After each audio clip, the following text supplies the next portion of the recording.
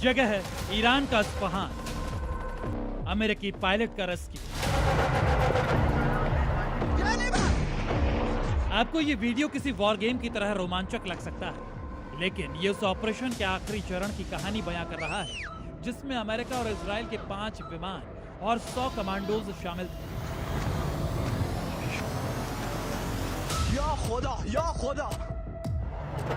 ये सभी अपनी जान पर खेलकर ईरान में फंसे उस पायलट को निकालने गए थे जो इस जंग में ईरान का सबसे बड़ा हथियार बन सकता था, जिसकी शक्ल में ईरान को बड़ा एडवांटेज मिल सकता था।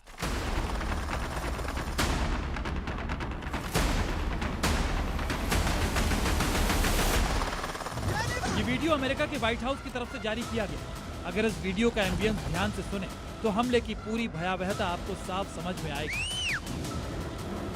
इस हमले को दूर से देख रहे लोग अल्लाह का नाम ले रहे हैं, ऐसे हैरान हो रहे हैं जैसे ऐसी भीषण जंग पहले कभी न देखी हो। तो तैयार हो जाइए इस ऑपरेशन की पूरी डिटेल जानने के लिए, जो इस वीडियो से कहीं ज्यादा रोमांचक, रोंगटे खड़े कर देने वाला है। लेकिन उससे पहले कुछ सवाल। आखिर एक पायलट की जान बचाने के लिए अमेरिका ने इतना बड़ा ऑपरेशन क्यों किया? इस ऑपरेशन में इजराइल की सायरत मत्कल शामिल थी, तो उसका नाम क्यों नहीं लिया? पायलट को बचाने गए 5 विमानों और ड्रोन को खुद जलाकर खाक क्यों करना पड़ा? ये वीडियो उस ऑपरेशन के ठीक बाद का है जिसमें अमेरिकी विमानों के मलबे दिख रहे हैं। वीडियो ईरान ने जारी किया है और बताया है कि एक पायलट के बदले अमेरिका को कितनी बड़ी कीमत चुकानी पड़ी है। जानकारों के मुताबिक ईरान में फंसे अमेरिकी पायलट की जान बचाने के लिए डोनाल्ड ट्रंप ने इतनी बड़ी कीमत चुकाई, क्योंकि ट्रंप के राजनीतिक भविष्य को ये लहूलुहान करने वाली बात हो सकती थी। एक तो पहले ही डोनाल्ड ट्रंप के खिलाफ बड़े तौर पर प्रदर्शन हो रहा है, ऐसे में पायलट की जान चली जाना इस विरोध को और उग्र बना सकती थी। लेकिन ये तो हुआ ऑपरेशन का मकसद, आखिर कैसे इसे प्लान किया गया ये जानना भी बेहद दिलचस्प है। पायलट को बचाने वाले ऑपरेशन के बारे में जो बात अमेरिकी रिपोर्ट बताती है, उसके मुताबिक अमेरिकी सेना की स्पेशल फोर्स ने ईरान के देहदाश्त क्षेत्र में ऑपरेशन CSAR चलाया था। CSRA का मतलब होता है combat search and rescue operation, जिसे अमेरिका के स्पेशल फोर्स किसी दूसरे देश में जाकर या किसी मुश्किल स्थिति में फंसे अपने जवानों को बचाने के लिए चलाती है। ये एक स्पेशल टीम होती है जिसे ऐसे ही मिशन को अंजाम देने के लिए डिजाइन किया गया है।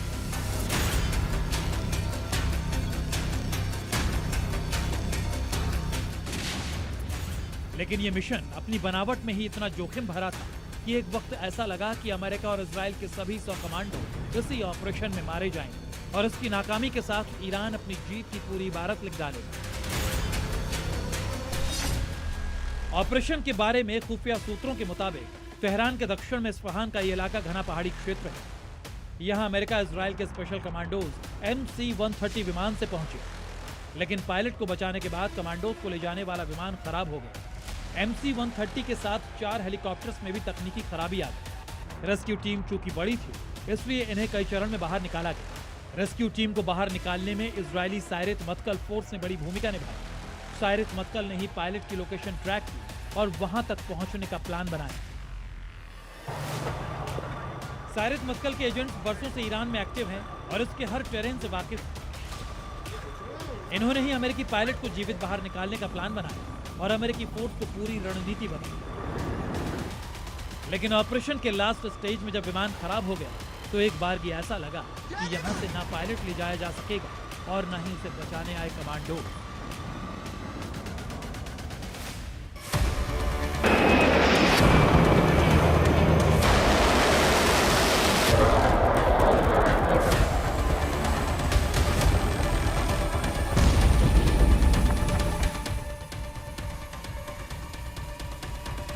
Hello, Control. I am injured and F-15 jet is destroyed by Iran.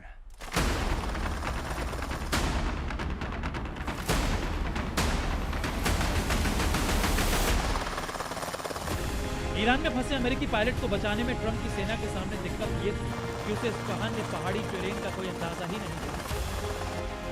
7,000 feet की औसत ऊंचाई वाले इस पहाड़ी क्षेत्र में ईरानी सेना के अलावा अगर किसी को जानकारी थी तो वो थी इजराइल की सायरत मत्कल फोर्स। अमेरिकी डिफेंस एजेंसीज ने प्लेन क्रैश होने के बाद गिरे अपने पायलट की लोकेशन तो ट्रैक कर ली थी, लेकिन समस्या ये थी कि उस तक पहुंचा कैसे जाए। ये सवाल इसलिए अहम था क्योंकि इस्फहान में परमाणु केंद्र होने की वजह से ईरानी सेना का पहरा सख्त था। इन्हें चकमा देना भीषण जंग की स्थिति में आसान नहीं था। इसी मुश्किल में अमेरिका ने इजराइल के स्पेशल फोर्स साइरस मक्कल का तैयार किया। साइरस के एजेंट्स ने इस्फहान की ग्राउंड मैपिंग और पायलट की लोकेशन तक पहुंचने का प्लान तैयार कर दिया। एजेंसी ने अमेरिकी पायलट से minute to minute location change करने के लिए कहा। पायलट के पास पिस्तौल, एक कम्युनिकेशन डिवाइस और एक ट्रैकिंग बीकन था। इसके जरिए वो इजरायली फोर्स से जुड़ा रहा और पहाड़ी दर्रों में छिपता हुआ लोकेशन बदलता रहा। पायलट अद्भुत साहस दिखाते हुए 7000 फीट ऊंची पहाड़ी की चोटी पर चढ़ने में कामयाब हुए। पायलट के लगातार लोकेशन बदलने की वजह से ईरानी सेना की ट्रैकिंग यूनिट को उसका पता नहीं चला। इसके बाद ईरानी सेना ने अपने नागरिकों को अमेरिकी पायलट की जानकारी देने के बदले इनाम की घोषणा कर दी थी। लेकिन ईरान में फंसे पायलट को बचाने के लिए साइरस मक्कल ने एक डिस्ट्रेस ऑपरेशन चलाया, जिसके आगे ईरानी एजेंसीज चकमा खा गए। ईरान में फंसे अमेरिकी पायलट को बचाने के लिए चलाए गए इस अभियान को अमेरिका के हालिया सैन्य इतिहास में सबसे पेचीदा और मुश्किल अभियानों में से एक बताया जा रहा है।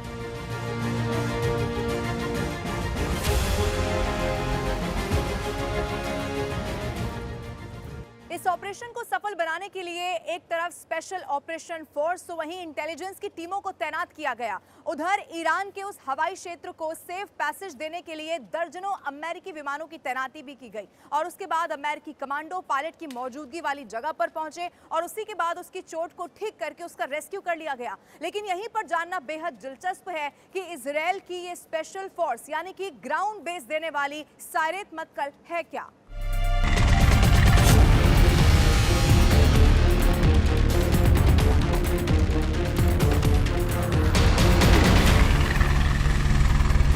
इजराइल की जिस साइरस मक्कल फोर्स ने अमेरिकी पायलट को ईरान से बचाया, वो फोर्स इजराइल के सबसे विवादित प्रधानमंत्री बेंजामिन नेतन्याहू को विरासत में मिली। फोर्स की विरासत 1-2 साल या दशक नहीं बल्कि 7 दशक पुरानी है।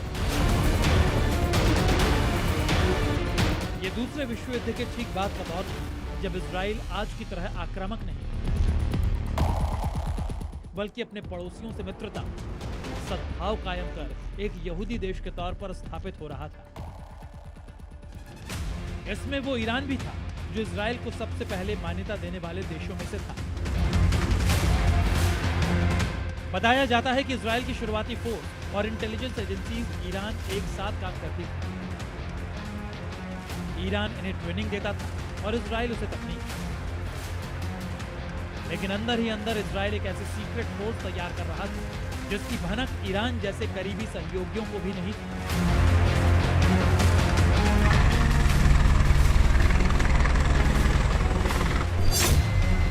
साइरस का अर्थ होता है फौजी दस्ता, जबकि मक्कल इजरायली डिफेंस फोर्स के हेड को कहा जाता है। इस तरह ये फोर्स आईडीएफ के टॉप कमांड की तरह काम करती है। इजराइल में इसे तेज धार वाली नोक कहा जाता है। इसकी स्थापना 1957 में ब्रिटेन के स्पेशल एयरफोर्स की मदद से की गई। मुख्य मकसद दुश्मन की मेन लाइन के पीछे जाकर गुप्त टोहल होना। इसके अलावा बंदूकों को छुड़ाने और काउंटर टेररिज्म के ऑपरेशन भी करते हैं। इस फोर्स के जवान जल, थल और आकाश हर तरह के ऑपरेशन में माहिर होते हैं। फोर्स के पास मोस्ट एडवांस टेक्निक, ट्रैकर और वेपन्स होते हैं। इसके जवान पूरे मिडिल ईस्ट में फैले हुए बताए जाते हैं। ईरान मिडिल ईस्ट के उन्हीं देशों में से एक है जहां साइरस मक्कल के एजेंट से सबसे ज्यादा एक्टिव है। वैसे मक्कल के एजेंट अपने ऑपरेशन की जानकारी बेहद सीक्रेट रखते हैं। इजराइल भी इनके ऑपरेशन की जानकारी दुनिया से शेयर नहीं करता, क्योंकि इजराइल की ये वो फोर्स है जो बाकी सबके हार जाने के बाद ऑपरेशन का खाता खींचती है। जैसे इस्फहान में इसने अमेरिकी पायलट को बचाने का प्लान बनाया और बचा भी लिया।